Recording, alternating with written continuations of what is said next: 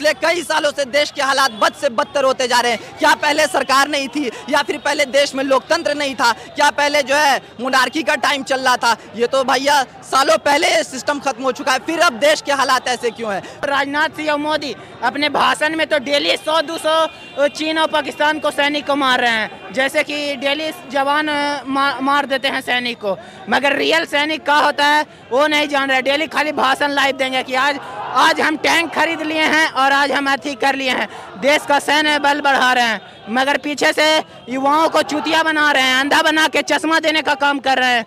नमस्ते, मेरा नाम आदित्य है और आप सभी का द पंचायत में स्वागत है। अभी हम भिगना पहाड़ी में खड़े हैं। यहाँ पे आप देख सकते हैं बिल्कुल हजारों की संख्या में छात्र सड़क पे उतर चुके हैं।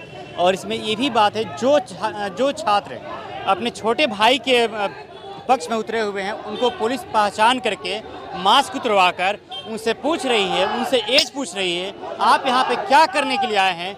जो कि अपने भाई के पक्ष में उतरे हुए हैं, उनको भी मास्क उतरवा कर पुलिस उनसे पूछताछ कर रही है। कह रही है आपका तो एज खत्म हो चुका है, आपको आंदोलन में आने का हक नहीं है। तो क्या अपने परिवार वालों के पक्ष में नहीं उतर सकते हैं?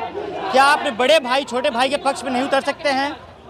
आइए इससे हम कुछ लोगों से बात करते हैं। इन लोगों का क्या कहना है, क्या कहना चाह रहे थे, क्या हुआ आपके साथ, क्या क्या यहाँ पे दृश्य देखे आप? मैं यही बताना चाह रहा हूँ कि जब मैं यहाँ पे आया तो मैंने देखा कि हाँ सारे लोग यहाँ पे हैं, और किस वजह से ये पूरे देश को मालूम है। ऐसा नहीं कि देश सोई हुई है, देश को नहीं पता, और देश का अभी क्या माहौल चल रहा है। सबके दिमाग में अग्निपथ स्कीम के बारे में चल रहा है। जी बिल्कुल बिल्कुल, अग्निपथ के स्कीम के बारे में चल रहा है। लेकिन मैं पूछना चाहूँगा कि सरकार को ये स्कीम लाना ही क्यों पड़ा? वो सरकार जो कभी कह रही थी इस पे आने से पहले, जिसका मैनिफेस्टो था कि हम हर साल 2 करोड़ रोजगार देंगे, हर साल 2 करोड़ रोजगार देंगे, फिर ये सरकार 18 लाख पे क्यों आके अटक गई? आपका अगर बजट अगर 2 करोड़ का था तो फिर आप 50% पे भी क्यों नहीं पहुंचे? और जब आप 50% पे नहीं पहुंचे तो आप अपने असफल योजनाओं को आप सफल करने के लिए जो है आर्मी लोगों के साथ इस तरह का आप व्यवहार कर रहे हैं, उन लोगों के साथ आप खिलवाड़ का काम कर रहे हैं। वो बच्चे जो रात दिन, आपने देखा होगा वो दिल्ली के उस बच्चे को जो रात में जो है 10 बजे से दौड़ करके 6 किलोमीटर दूर, 12 किलोमीटर दूर अपने घर पे जाता था। क्या बताइए, क्या उस बच्चे की क्या चाहत होगी? क्या वो चाहता होगा कि हाँ मैं दौड़ूं? जी नहीं, उसकी ये चाहत नहीं थी। किसी ने कहा कि लिफ्ट ले लो कार में, लेकिन उस बच्चे ने इनकार कर दिया कि नहीं, मुझे देश की सेवा करनी है, मुझे आर्मी में जाना है। उस बच्चे की आप सोच को देखिए, ये केवल एक जॉब लेने और घर पालने का एक जरिया नहीं है, ये एक देशभक्ति का जो सपना है, जो दिल में है, ये एक चाहत है। लेकिन मैं पूछना चाहूंगा कि आज जो भी लोग जो सत्ता में बैठे हैं, जो सत्ता को भोग रहे हैं, क्या वो सत्ता उनकी अपनी कमाई है? बिल्कुल भी नहीं। इन्हीं युवाओं की देन है, इन्हीं के वोट के जरिए आज आप उस सत्ता में बैठे और आज आप इनके भविष्य से खिलवाड़ कर रहे हैं। ये बताइए आप कि जो भी आज राजनाथ सिंह हो या फिर मोदी हो या अमित शाह हो, उनके फैमिली से कितने लोग हैं, कितने लोग ऐसे, कितने नौजवान, कितने बच्चे ऐसे हैं जो आज जो इस चीज़ की ट्रेनिंग कर रहे हैं? कोई नहीं मिलेगा आपको। आप देख लीजिए अमित शाह के बेटा जय शाह जो आज BCCI के अध्यक्ष बने हुए हैं, क्या उनकी क्या मेरिट है? क्या उन्होंने कौन सी ट्रेनिंग की या फिर कौन सा उन्होंने एग्जाम क्वालिफाई किया? लेकिन आज वो भी आज मजा ले रहे हैं वहाँ पर।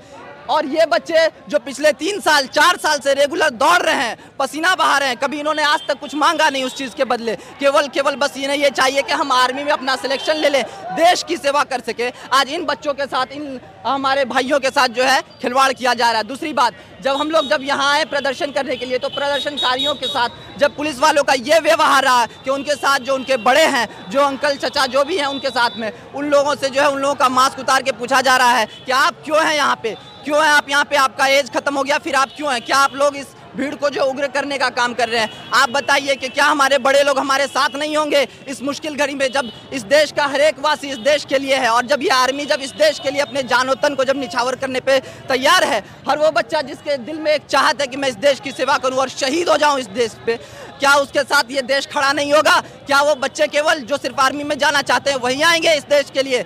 बिल्कुल भी नहीं। यहाँ पे पुलिस और सरकार की मंशा बिल्कुल साफ नजर आ रही है कि इनकी आवाज़ को लाठियों की जोर से दबा देना है, लेकिन ऐसा कभी नहीं होगा। जब भी जो है सरकार जुल्मी हुई है तो यहाँ के जो देश के जो लोग हैं, लोकतंत्र जो हमारा कहलाता है, उसके जरिए इन्हें समझाने का काम किया गया है। और जब भी आगे ऐसा होगा, जब भी ये तानाशाही होगी, तो हम सब सड़क पर आएंगे और एकजुट होकर ये बताएंगे कि ये देश सबसे बड़ा लोकतांत्रिक देश है। यहाँ पे सरकार अगर चलेगी तो वो लोकतंत्र से चलेगी, तानाशाही से नहीं चलेगी। बॉर्डर पे खड़े हुए सैनिक के क्या छोटे भाई इसमें आए होंगे?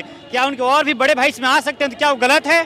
जी नहीं, बिल्कुल भी गलत नहीं। वही तो मैं कहना चाह रहा हूँ कि जिनके भाई, जिनके अंकल या जिनके पापा भी जो बॉर्डर पे जो सर्विस दे रहे हैं, अगर वो लोग अगर यहाँ आ रहे हैं या फिर उनके अगर बड़े भाई आ रहे हैं इस चीज़ के समर्थन में कि हाँ ये गलत है, तो फिर ये क्या गलत है? फिर पहचान पुलिस क्यों कर रही है? वही तो मैं भी पूछना चाहता हूँ सरकार से कि सरकार ऐसा क्यों कर रही है? सरकार अपने लॉ एंड ऑर्डर को क्यों नहीं वो मेंटेन कर रही है? अगर यहाँ पे अगर प्रदर्शन हो रहा है और किसी कारण अगर वो उग्र हो जा रहा है तो आप बुलडोजर भेज दे रहे हैं वहाँ पे, लेकिन ये हालात, ऐसे सिचुएशन यहाँ पे हो ही क्यों रहे हैं? मैं ये पूछना चाहता हूँ। आपने देखा होगा पिछले कई सालों से देश के हालात बद से बदतर होते जा रहे हैं। क्या पहले सरकार नहीं थी, या फिर पहले देश में लोकतंत्र नहीं था? क्या पहले जो है मोनार्की का टाइम चल रहा था? ये तो भैया सालों पहले सिस्टम खत्म हो चुका है। फिर अब देश के हालात ऐसे क्यों हैं? फिर अब क्यों देश के जो है सत्ताधारी लोगों को लगता है कि वो राजा है और इस देश की जो जनता है वो प्रजा है? ये ऐसा माहौल क्यों बना? आज रोड पे आज धुआं क्यों दिखता है, आग क्यों दिखती है? आज लोगों की आंखों में वो चैन और सुकून क्यों नहीं मिलता?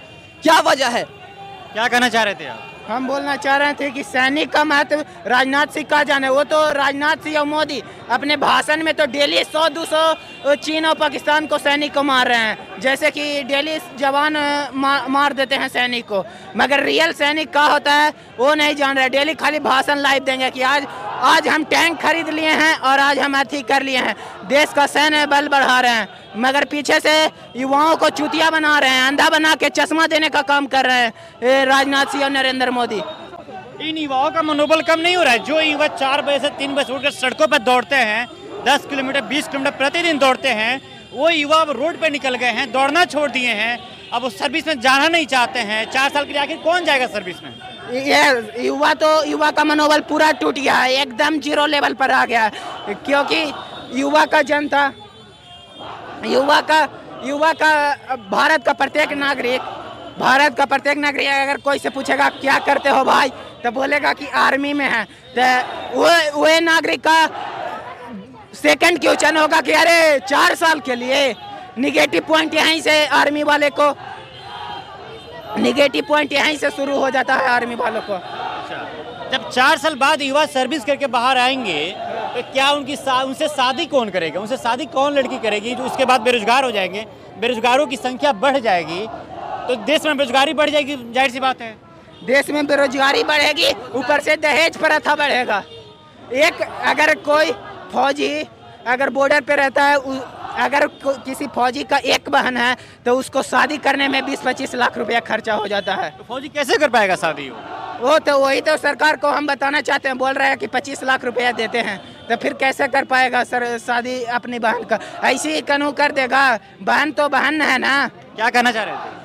मैं बोलना चाह रहा हूँ, आपने भी कहा कि बेरोजगारी बढ़ जाएगी नहीं, बढ़ चुकी है, तभी ये युवा आज रोज पहले से तो बढ़ी हुई और बहुत ज्यादा, जी हाँ, और बहुत ज्यादा और बढ़ रही है और बढ़ती रहेगी ये, जब तक ये सरकार अपने नीतियों पे एक अच्छा स्टैंड ना ले ले तब तक ये बेरोजगारी अब रुकने वाली नहीं। और जब बेरोजगारी जब भी बढ़ेगी, आपने देखा होगा कि जब भी बेरोजगारी बढ़ेगी तो वहाँ क्राइम बढ़ेगा, वहाँ क्रिमिनल बढ़ेंगे और वहाँ फिर आतंकवाद फिर जन्म लेंगे। इस बात को सरकार को समझना चाहिए कि जो उनके पड़ोसी देश है, आपने देखा होगा पिछले कुछ महीनों पहले के श्रीलंका में क्या हालत रहा, श्रीलंका आज किस चीज़ की शिकार हो चुकी है। आपने देखा होगा कि पाकिस्तान की क्या हालत है। आप इस बातों को समझिए और अपने मैनिफेस्टो में इन चीज़ों को ऐड कीजिए। जो आपने जो झूठे वादे किए इन युवाओं से कि हम 2 करोड़ रोजगार देंगे और आज आप 18 लाख पे आके आज अटक गए, क्या वजह रही ऐसी? क्या भूल हुई और क्या चूक हुई आपसे? क्यों लोगों से आपने ऐसा झूठा वादा किया? क्यों? ये सरकार और ये सरकार से ये जो युवा है आज ये पूछ रहे हैं। और आप इस बात को याद रखिए कि अगर आप आज इस युवाओं को निराश करेंगे तो कल ये युवा आपको इस सत्ता का मजा नहीं लेने देंगे और उतार फेंकेंगे एक दिन। जरूर इस बात को ध्यान में रखिए।